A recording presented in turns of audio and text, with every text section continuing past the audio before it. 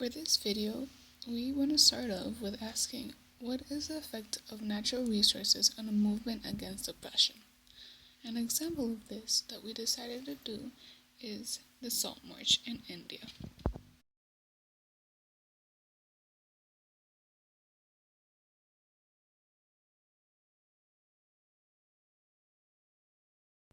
Salt, or NaCl, is a mineral or a natural resource that is as important as air and water to human life, according to Gandhi.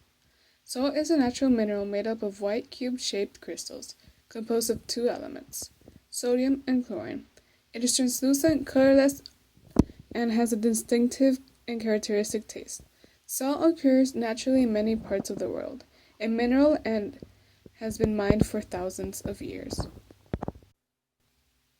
In 1498, India was discovered by Vasco da Gama.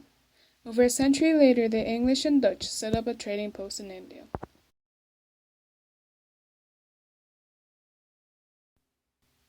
Around 1757, the British East India Company established itself as a major influence in Indian affairs. They eventually gained control over the whole region. The British used the region to begin trading and profit themselves. Their main trading option was salt, which was later imposed a tax upon the owner. Later, in 1835, was when the special taxes on salt was first imposed. This was the monopolization of salt. The monopolization of salt paid huge dividends for the traders of British East Indian Company. The Indian public condemned the salt taxes. The Salt March took place March 12, 1930, till April 6, 1930. This was a march against the monopolization of salt for the Indians. This was because the British were controlling the salt that was being produced and weren't letting the Indians use it. The English were using their salt for their own benefit. The British against the Indians, and Gandhi was the leader of the Salt March protest. Gandhi got a group of people to walk to the coast to fight against the monopolization that the British had on the salt used for the Indians. Gandhi believed that the British rule in India was to be a curse. He claimed that the British system is to be designed to crush the very life out of the Indians, and that it is impoverishing the dumb millions by a system of progressive exploitation. Gandhi organized the Salt March because he wanted to make the English see the most wrong that they have done to the Indians, and how Indians felt oppressed by it. Most importantly, the main purpose was to show how natural resources affected people to a large extent.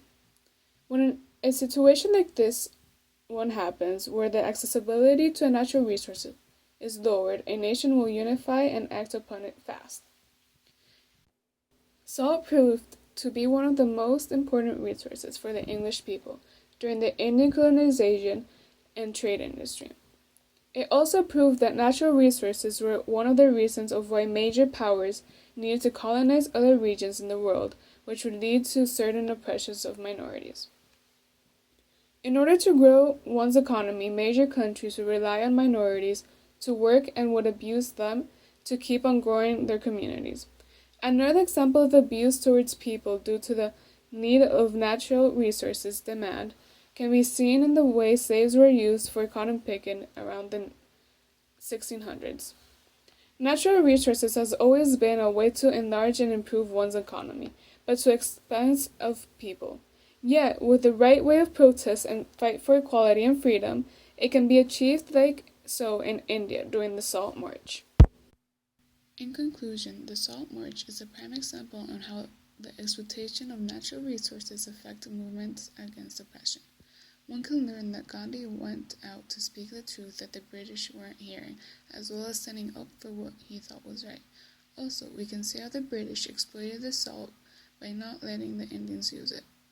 By doing this, the Indians sought to fight to what is theirs and to what their rights are.